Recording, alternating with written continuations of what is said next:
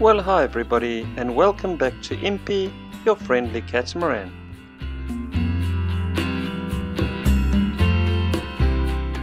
So those of you who follow our travels will know that we are a couple sailing around the world, having left South Africa some years ago now.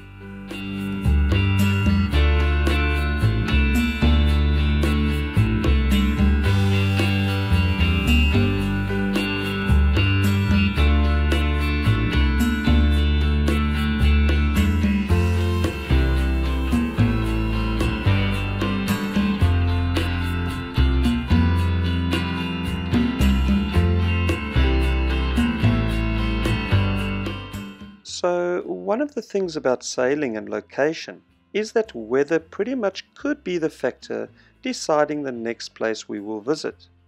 The weather groups we downloaded showed a turn in wind was predicted, and this pretty much ended our visit for now at beautiful Caledonian. We lifted anchor and cruised across a glassy Baie de Santal for shelter on the southern side of this bay. A place called, and now you will have to excuse my pronunciation, a village called Doueoulou, which is also where the main chief in this region resides. Oh man, isn't this just absolutely beautiful? It's unbelievable. Yeah, I mean, it can't get more glassy than this, huh?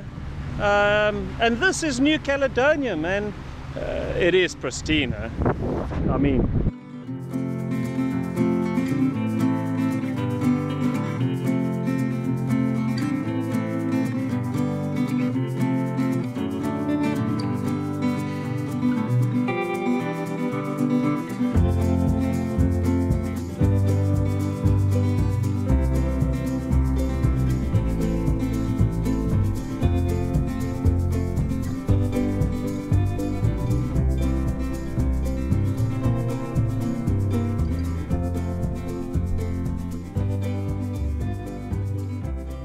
okay, so for those who are wondering where the Loyalty Islands are, let alone New Caledonia, let's take a look at this.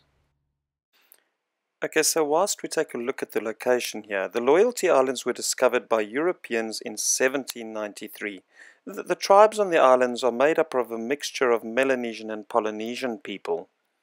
Now, a fellow by the name of Raven, the captain of an English merchant ship, was on his way from New Zealand, interestingly enough, and taking a short cut when he actually discovered this group of islands, and he named them the Loyalty Islands.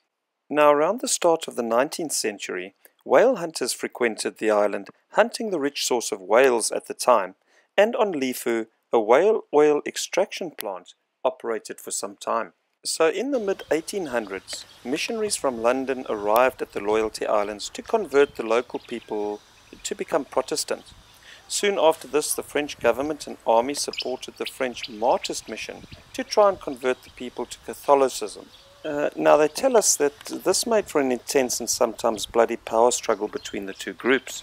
But two senior chiefs converted to the Protestant movement, and this allowed two Protestant teachers to reside here permanently. Now eventually in 1856, European pastors settled on Uvia, which is the next island up from here. Man, this place is beautiful. Unbelievable. What do you say, Fred? Beautiful. It's beautiful, huh? Yeah. Yeah, what do you say, love? And to this day, the success of the Protestant missionaries shows throughout the Loyalty Islands, where there is a strong Protestant majority, and why many English traditions such as cricket and so on are well and alive in a French community. And I see butterflies flying along the beaches. Guys, this is paradise, man. So, in essence, this has been a struggle for domination between the English and the French at that time. The Loyalty Islands were eventually annexed by France, and in 1864, not being suitable for intense colonization, they were then constituted as a native reserve. Okay, so there we go, a bit of history as we have been led to believe it, and in the meantime, hopefully enough visual images to share where the Loyalty Islands are, and our passage here to Lifou via Caledonian to Doueoulou. It's like a swimming pool again. The water is incredibly clear. You can see the bottom from where we were anchored this morning. And now we're heading across the bay, and we're quite interested to see this village. This is more a traditional village that we're going to, and this is where we have to see the chief and present a small gift. A small gift is generally just a bag of tobacco and a few dollars maybe. We'll go and check it out.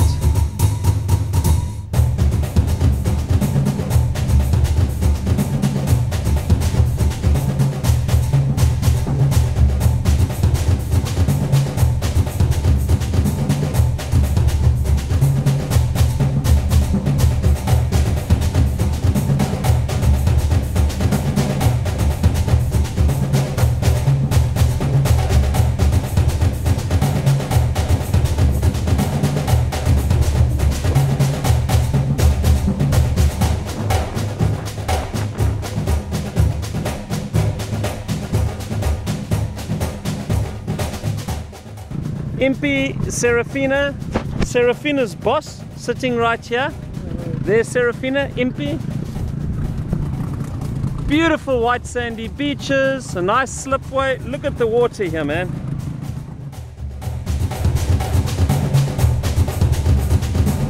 How cool is that?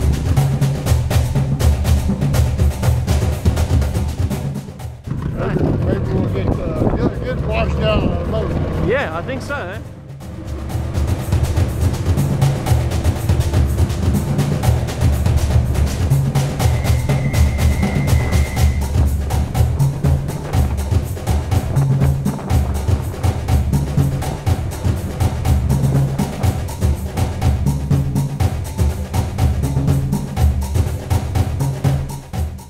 Yeah, it's beautiful.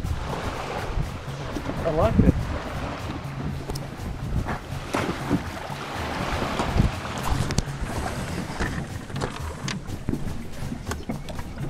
Okay.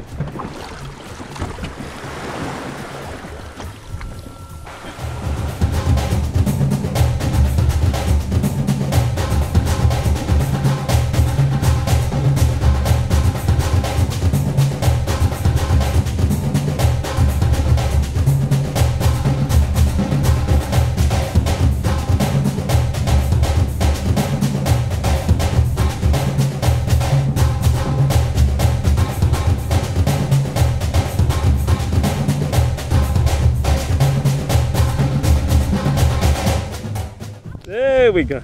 Voilà, alors la coutume Yeah. qu'on fait ici à Lifou, c'est d'offrir un petit cadeau. Oui, un petit cadeau pour les reconnaissances. Parce que des fois, il y a des jeunes qui, là comme là, vous êtes là, vous êtes venus me prévenir que vous êtes là. Là, c'est bien. Oh, moi, je préviens le petit chef, le français. Well, it turns out that this is the chief's representative, as all the chiefs are currently at a chief's conference in Numia. Anna asks him if perhaps we could arrange to see the old chief's burial sites in the caves where they were preserved and buried along with their canoes.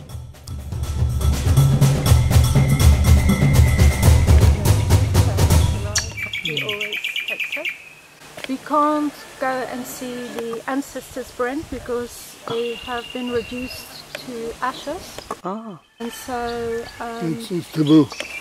you're not allowed there in the caves because it's a burial place. Where's that at? I don't know exactly where it is. He just pointed out. No, they just disintegrated with Okay. time. And he said that also all the big chiefs are now just buried in the Christian way, not in the ancestral way.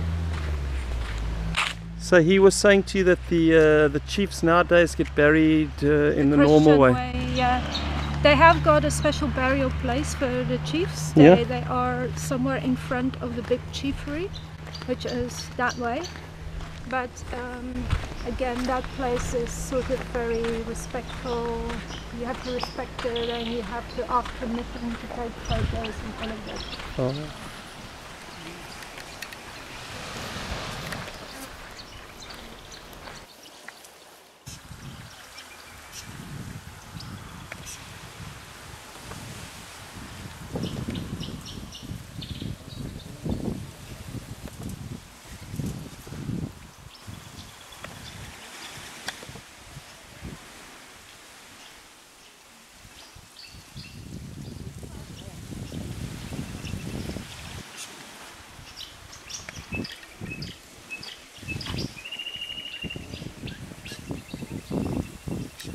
Now, walking through this village along the shoreline is amazing. There are few places that feel naturally beautiful.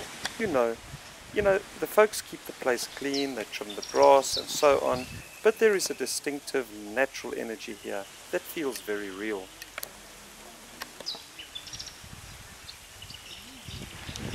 Now, amazingly, the people still have many of these traditional Melanesian dwellings, most of which are proudly preserved and a real fascination for us so-called Westerners. We saw these in Shepanehe, but one got the feeling that they were more preserved for tourism, whereas here people really live in them. Other simple structures make homes where some of the walls are simply made of woven pandanus, a natural resource in the islands. Now, we really wanted to see the caves where the chiefs of old were buried along with their canoes, but eventually we came across the modern-day burial grounds of the chiefs. We did not want to zoom around the entire area with our camera, out of respect for the locals, basically. I find it interesting that Lifou Island is the largest atoll in the world. Now, of course, we know atolls to be reef-fringed with a large lagoon in the center, but this is what geologists call a Makati Island. Now, a Makati describes a raised island, and because geological forces are lifting the entire island up out of the ocean, the central lagoon floor area has drained and it is now dry. I now understand why one of the raised lagoon islands in the Tuamotu archipelago is called Makati. Now, since the island is raised, the coral material it is created from is porous and has the result that surface water immediately drains away. However, fresh water is found in caves and wells on the island, but there is no standing fresh water. So we spoke earlier about the missionaries who arrived on the island, and here in Lifou, many churches are to be seen in close proximity to the shoreline.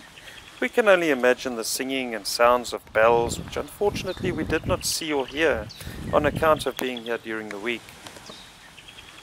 Everywhere that one walks here, there is beauty in nature, beautiful flowers everywhere, bird songs and so on. The atmosphere is one of peace and tranquility, and we really want to compliment the good folks of Doueoulou for their gentle mannerisms, for keeping the village pristine, and certainly for, the welcoming feel that one has to roam freely around here. Yeah, and remember that rain Fred spoke of earlier that would wash our boats down? Well, yeah, it rained later in the day, but we were so taken by the place we just kept on walking and exploring, and here I saw some kids at the school. Well folks, time to head on for other islands. Our next stop will be Uvia.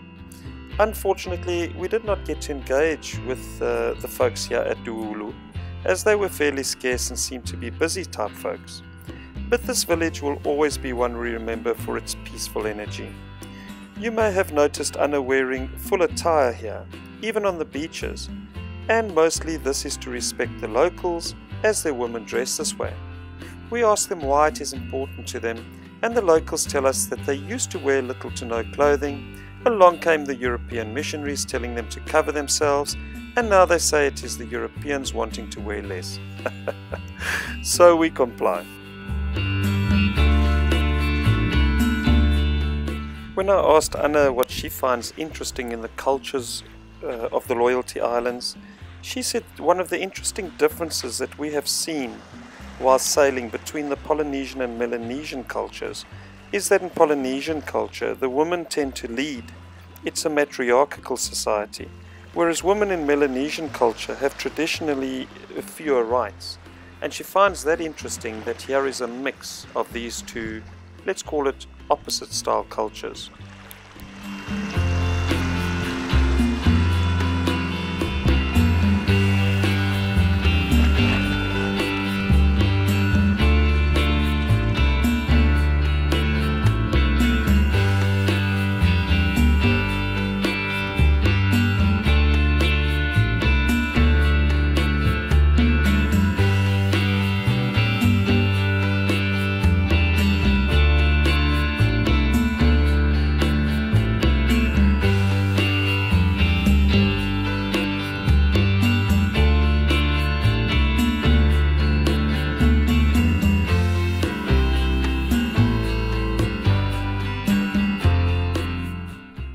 departing from this village requires some vigilance on account of the many coral heads that are in the water. From one of our previous videos describing our use of SASPlanet, we again make use of the program to mark any potential areas that could be threatening. We set the waypoints for a safe sail to Ouvier. Cheers everybody, we hope it's a great week for you all. IMPI out.